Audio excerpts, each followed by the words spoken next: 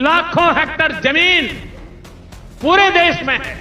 इस जमीन, इस प्रॉपर्टी से गरीब का, बेसहारा महिलाओं बच्चों का भला होना चाहिए था और आज ईमानदारी से उसका उपयोग हुआ होता तो मेरे मुसलमान नौजवानों को साइकिल के पंक्चर बना करके जिंदगी नहीं गुजारनी पड़ती। अब्दुल के बारे में नरेंद्र मोदी को हम बताना चाह रहे हैं कि अब्दुल एक गैरतमंद मुसलमान होता है। अब्दुल पंक्चर जरूर बनाता है, हलाल की कमाई कमाता है और अब्दुल ने अपना घर आपके दोस्त की तरह, जिसके जू में जाकर आप जानवरों के सामने फोटो लिए वजीर आजम, जिसके घर में शादी हुई तो आप हाथ पकड़ पकड़ कर खुश होकर चले, अब्दुल किसी यतीम खाने पर अपना घर नहीं बनाया, आपके दोस्त ने बनाया है।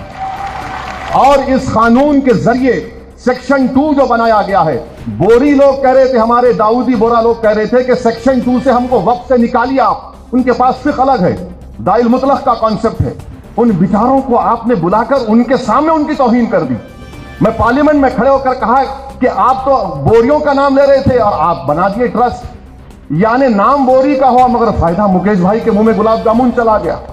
अच्छा, आगा खानी को क्यों डाले? इसलिए डाले क्योंकि आगा खानियों का ट्रस्ट था जिसको इस शख्स ने पूरी दुनिया में कहीं पर भी खरीद सकता था और यतीम खाने बनाया, तो आगा खानी को डालकर, आगा खानी से ही मोहब्बत नहीं है, उसको फायदा पहुंचाना था और उनको फायदा हो गया क्योंकि सेक्शन 2 पर कोई स्टे नहीं है। वो भाई साहब बंबई में मालिक बन चुके हैं और अब्दुल की मिसाल दे रहे हैं।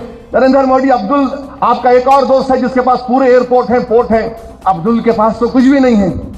आप तो कहते हैं गरीबी है, तो अब्दुल गरीब इसलिए है क्योंकि बुलडोजर तुम्हारे। अब्दुल के पास गरीबी इसलिए है कि तुम उसकी बेटी को जेल में डालते हो। अब्दुल गरीब इसलिए है कि तुमने एनकाउंटर किया।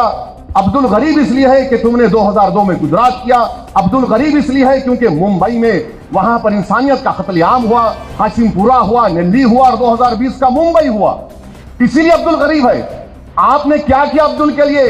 आप सिर्फ ड्रामा कंपनी, बल्कि हिंदुस्तान के सबसे बड़े बैनुल अक़वामी अगर कोई पिक्चर बनाई जाएगी तो उसमें एक्टिंग के लिए मोदी जी को लेना चाहिए।